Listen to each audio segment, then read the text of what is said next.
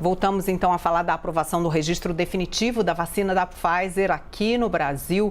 Esse é o primeiro imunizante que conseguiu o registro para uso, é um registro permanente para uso aqui no país. Sobre isso a gente vai conversar com o farmacêutico e ex-presidente da Anvisa, Dirceu Barbano. Muito boa tarde, obrigada pela participação conosco aqui mais uma vez no Visão CNN. Bom, a gente tem aí a Pfizer que conseguiu um registro definitivo no Brasil e nem tinha pedido o uso emergencial, né? Como é que pode isso? Esse registro veio antes de outros imunizantes, por exemplo, que já estão sendo aplicados aqui nos brasileiros.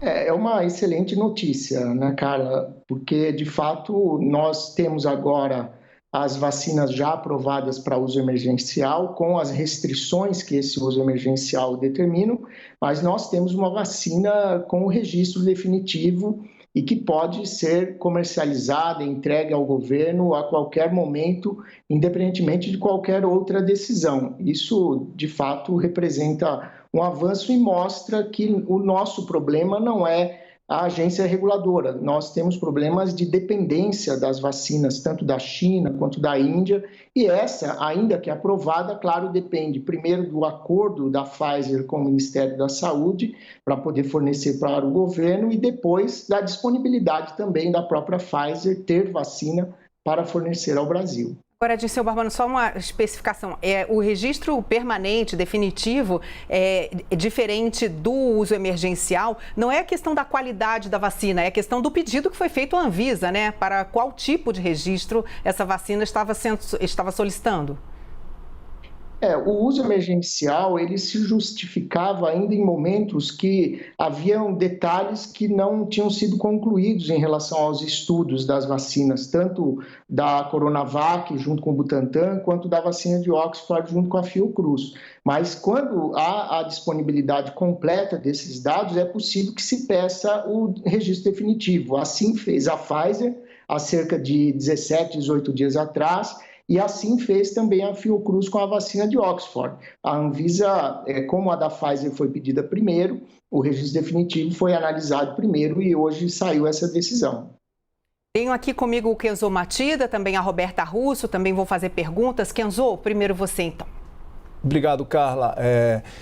Doutor, eu gostaria que o senhor explicasse para a gente, na prática, como é que isso funciona. Porque a gente viu agora, no começo dessa vacinação contra a Covid-19, o uso emergencial de 2 imunizantes ali, tanto da Coronavac quanto da vacina de Oxford. E essas farmacêuticas, elas precisavam solicitar à Anvisa, por exemplo, que insumos chegassem até o Brasil. Por quê? Porque ela está ainda no uso emergencial aqui no país, as 2 vacinas. No caso da Pfizer, a partir desse momento de pedido aí já autorizado de registro definitivo de um imunizante aqui no Brasil, a Pfizer precisa fazer essas solicitações à Anvisa para trazer insumos, por exemplo?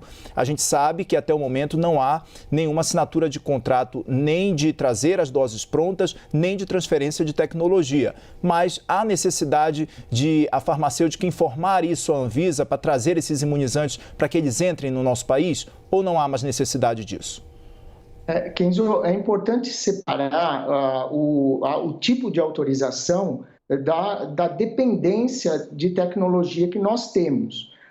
Tanto a vacina de Oxford, AstraZeneca, quanto a vacina da Sinovac com o Butantan, são produzidas fora do país. Elas vêm para cá única e exclusivamente para serem colocadas dentro dos frascos, para serem distribuídas. Então, esses insumos chegarão e continuarão chegando e sempre dependerão de autorização da Anvisa para entrar no país e poderem ser processados pelos 2 laboratórios públicos, o Butantan e a Fiocruz. No caso da Pfizer, ela não vai fabricar a vacina no Brasil, essa vacina é fabricada fora do país e virá pronta. Então, sim, a cada lote é necessário pedir autorização, mas é uma autorização apenas para importação. Na medida em que essa vacina está aprovada, não requer mais nenhuma outra análise. Os técnicos da Anvisa, nos aeroportos onde o produto chegar, vão avaliar as condições de transporte e a conformidade da chegada dessa vacina no país e ela será liberada imediatamente. Mas isso não tem relação direta com o tipo de aprovação. Isso é fruto da dependência de tecnologia que nós temos em todos os casos. Roberta. Dirceu, boa tarde, prazer falar com o senhor. A Pfizer chegou a afirmar que não iria se responsabilizar por possíveis efeitos ou danos causados pelo uso da vacina, efeitos colaterais como, por exemplo, as alergias, algumas poucas que foram registradas.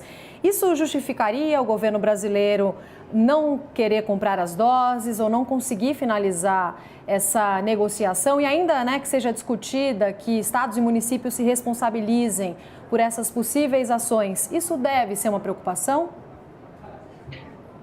Da sociedade como um todo, não, Roberta. Não deve ser uma preocupação da nossa parte. É uma questão de acordo entre governos e as empresas. De um lado, você tem que reconhecer que as empresas correram e avançaram bastante rapidamente para conseguir disponibilizar as vacinas. De um outro lado, os estados também, os governos, não só aqui no Brasil como fora daqui, têm também que decidir qual é a parte de responsabilidade que ele, em nome da sociedade, pode assumir, na medida em que é possível que nem todas as informações ainda estejam disponíveis pela rapidez com que as vacinas foram desenvolvidas. Nesse momento, aparentemente, nós não conhecemos o teor desses documentos, das propostas da Pfizer, dos contratos, mas aparentemente há um impasse por falta de experiência, provavelmente, do governo brasileiro de lidar com esse tipo de situação.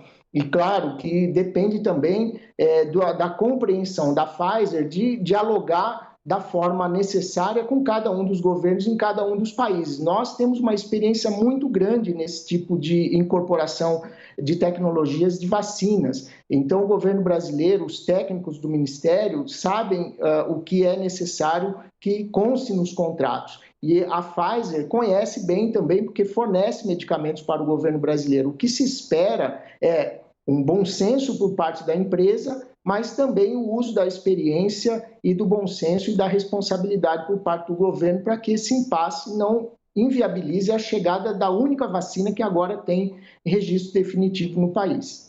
Muito obrigada, Dirceu Barbano, farmacêutico, ex-presidente da Anvisa, trazendo sua contribuição aqui para nós no Visão CNN. Uma boa tarde para o senhor. Boa tarde a vocês também.